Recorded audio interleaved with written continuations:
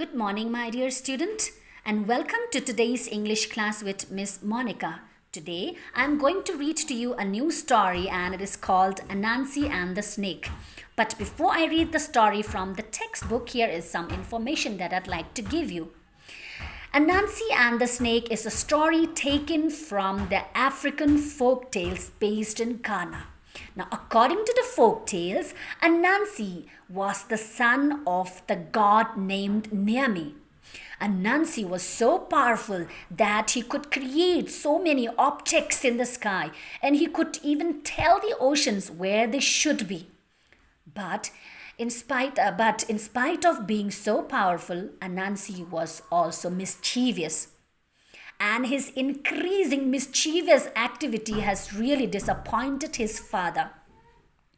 His father was so disappointed at his mischievous behavior that he had to disown him and take away all his power from him.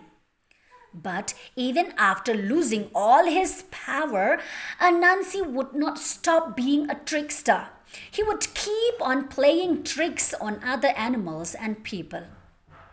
Okay, so that was Anansi from the folk tales of the African legend. Now let me read the story to you. Anansi was a large, hairy, long-legged spider who lived in the forest. All animals despised him. Despise matlab hated him because he was a trickster. Trickster means one who played tricks on others, who play a prank on them. He wasn't strong like elephant or brave like lion. He wasn't beautiful like gazelle or fierce. Fierce means dangerous, like tiger. He couldn't run like deer, sing like bird, buzz like bees, or swim like fish. But Anansi was smart. So did you see? The first chapter tells us about Anansi, that he doesn't have any quality of bravery. He is not beautiful to look at. He is not even strong. He cannot sing, he cannot run, he cannot swim. But what is the quality that Anansi possesses? Smartness. Smartness. Okay, he was very smart. He has no other quality but smartness. Anansi was determined that all the other animals should recognize his greatness. So he tried getting into their good books. Getting into their good books means to impress them. Okay, to say good things about them, to flatter them so that they will like Anansi.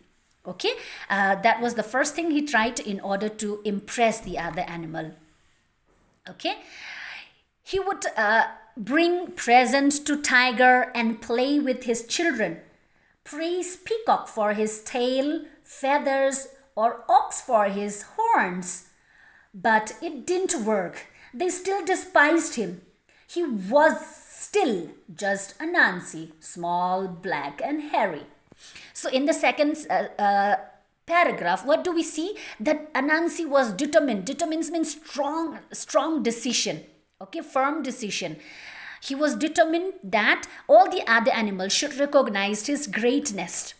So he tried to get into their good books. He tried to impress the other animals. What did he do to impress the other animals? By bringing presents to the tigers, by playing with the tigers' children. Okay, he praised the beauty of the peacocks and his peacock's tails and his feathers. He praised the horn of the ox, etc., etc. But none of this worked. All animals still hated him. He was still that same old Anansi, a small, black, and hairy creature. Anansi had to do something to make the animals respect him. He knew that all of them were afraid of snake.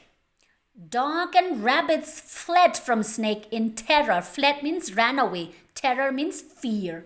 And even elephant turned aside if he saw snake hanging from a branch in his way. So what do you see here in the next paragraph? We see that Anansi knew that he had to do something in order to get the respect of the other animals. Now the one thing that Anansi knew was that all other animals are afraid of the snake. How does he know that the other animals are afraid of snake? Because he had seen dogs and rabbit running away from the snake in fear. Even the big animal like elephant turn aside means it would change its way if there's a snake hanging from the branch in his way. ठीक है?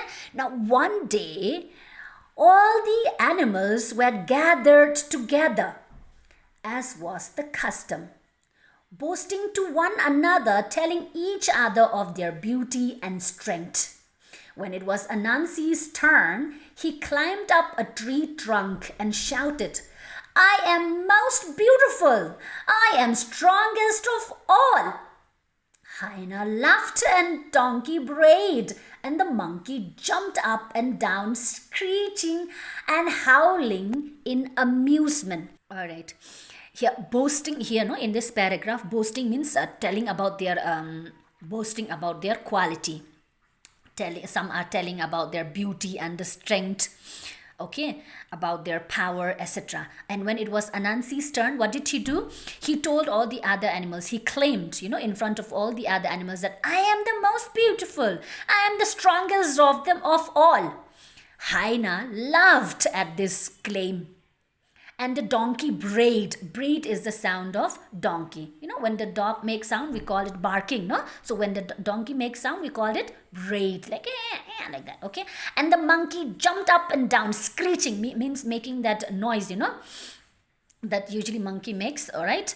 And howling in amusement. Howling means, saying, ow, like that, okay? In amusement means feeling funny at the claim that Anansi made about himself. What can you do, Anansi? Asked Tiger, to prove that you are the strongest. I will capture snake, boasted Anansi. All the animals laughed again. Anansi, said Tiger, if you capture snake, we will agree that you are the strongest. What is more, we will make you the storyteller, and all the animal stories will be called Anansi's stories. All right, said Anansi, I'll do it. Okay, so what do you understand from here? Anansi wanted to prove to the other animals that it is the beautiful animal and it is the strongest of all animals. Now, none of the animals were ready to accept his claim. In fact, they laughed at that claim as if it was a joke. But the tiger, what did the tiger do? The tiger said that, Anansi, if you are really successful in catching the snake for us, we will accept that you are the strongest. And in addition to that acceptance, we will make you the storyteller. And all the animal stories will be called what? Yes, Anansi stories. And Anansi agreed to that condition put by the tiger. Easier said than done. Anansi had bitten off more than he could chew. Bitten off more than he could chew means he had claimed something very big, which is beyond his power. Okay? Boasting was one thing, but capturing snake was another. Still, he had accepted the challenge, so he had better think of something smart. Anansi went deep into the forest, where the trees grew tall and long vines hung from their branches. He cut a length of vine and tied one end into a noose. Then he spread out the noose on the path in front of Snake's house and put some berries in the middle of their holding on, in the middle of it. Then, holding on to the other end of the vine, he hid behind a tree. Now, since Anansi had accepted the challenge of the tiger, he had to do it. He had to think of some good plan in order to capture a snake.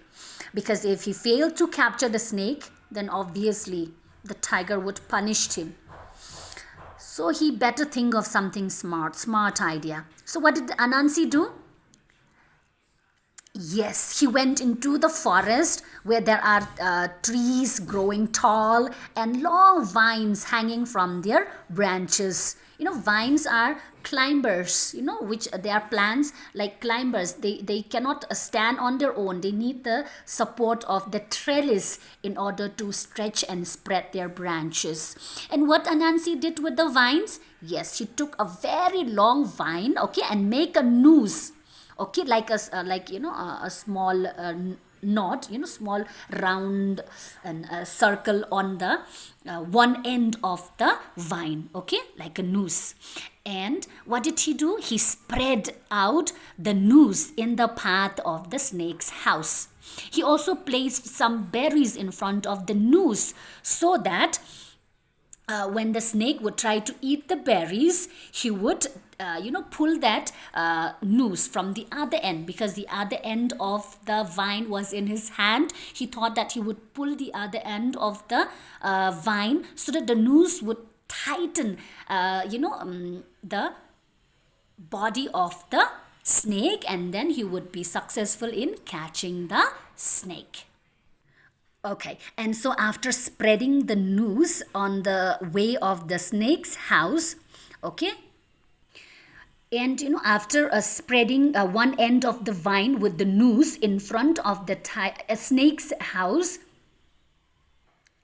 and holding the other end of the vine in his hand, Anansi went hiding behind a tree and waited. Soon snake came, slithering meaning is given there in your textbook. It means moving in smooth and in this complicated way, controlled way. He was slithering. You understand, na? Like crawling in a smooth and controlled way. And sliding down the path. He stopped when he saw the berries and put his head right into the noose to eat them. Anansi yanked his end of the vine and snake reared up as the noose closed on him. Anansi was pulled out from behind the tree and right across the path into a prickly bush. Prickly means sharp bush, okay? Bushes means the small plants growing together. He let go of the vine and snake slithered away. All right, so what do you understand from this paragraph? That when the snake came, yes, the snake tried to eat he ate the berries.